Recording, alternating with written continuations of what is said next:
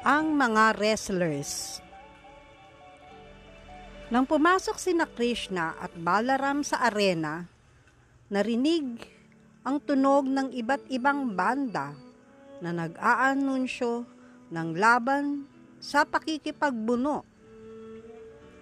Sinabi ng kilalang mga away na si Kanura, "Mahal kong Krishna at Balaram, narinig namin ang tungkol sa iyong mga nakaraang gawain. Kayo ay mga dakilang bayani, kaya tinawag kayo rito ni Kamsa. Ang hari at ang lahat ng tao rito ay nais makita ang pagpapakita ng inyong kakayanan sa pakikipagbuno. Kayo ang mga batang pastol na nagpapastol sa inyong mga baka sa kagubatan. Nag-e-enjoy kayong makipagbuno sa isa't isa. Nais naming makipagbuno kayo sa amin ngayon." Alam ni Krishna ang tunay na motibo ni Kanura, ngunit sumagot siya.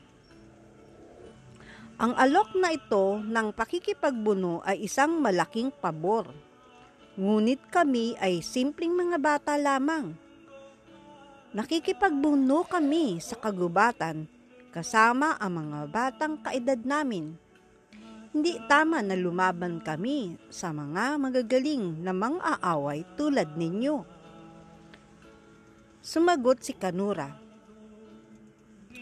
"Katatapos mo lamang patayin ang dakilang elepanting si Kubalakpida sa isang kahangahangang paraan.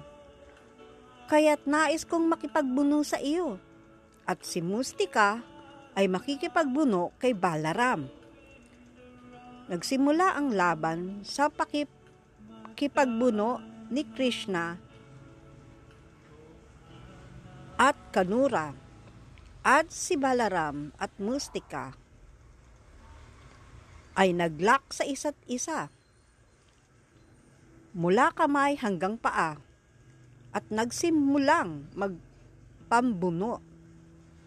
Nagsanib sila ng palad sa palad, ulo sa ulo, dibdib sa dibdib, at nagsimulang maghagupit sa isa't isa. Tumindi ang laban habang nagtutulakan sila mula sa isang lugar patungo sa isa pa. Nagkakahulihan sila at inihahagis ang isa sa lupa, habang ang isa naman ay sumugod mula sa likuran patungo sa harapan ng kalaban at sinubukang pabagsakin siya sa pamamagitan ng hawak. Paunti-unting lumakas ang laban. May paghila, pagtutulakan, at paglak ng mga binti at kamay. Ang lahat ng sining ng pakikipagbuno ay ipinakita ng perpektong ng mga kalahok.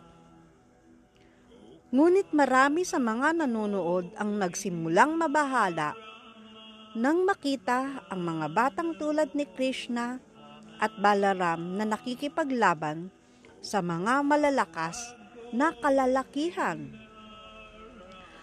Nang ang mga babae ay nagsimulang mag-alala para kay Krishna, nagpasya si Krishna na hindi na ituloy ang pakikipagbuno, kundi patayin na lamang ang mga mang-aaway kaagad.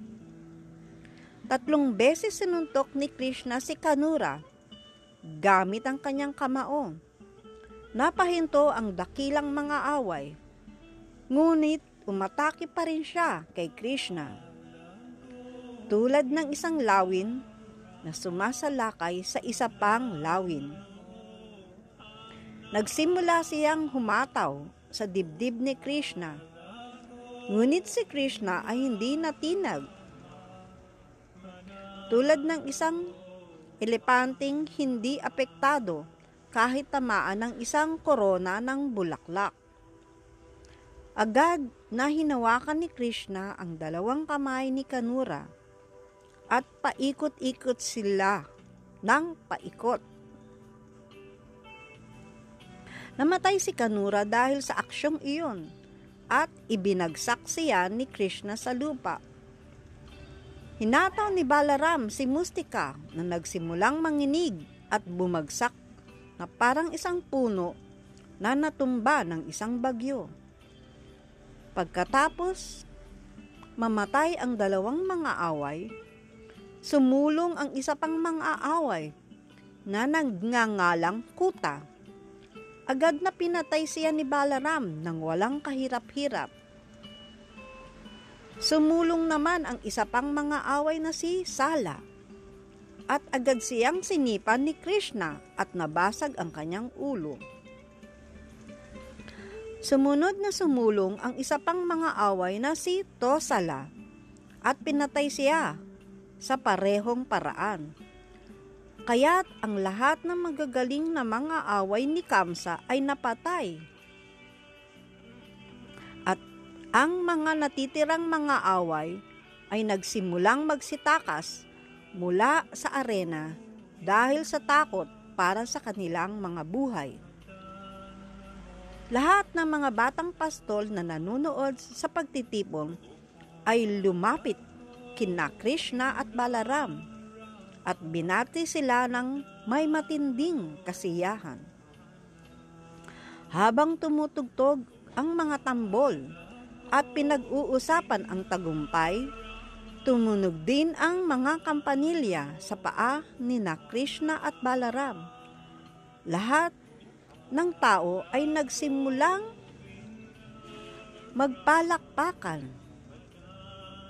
ng may matinding tuwa. Maliban kay Kamsa na malungkot na malungkot. Sundan pa natin bukas ang mga susunod na karugtong ng istorya. Haribo.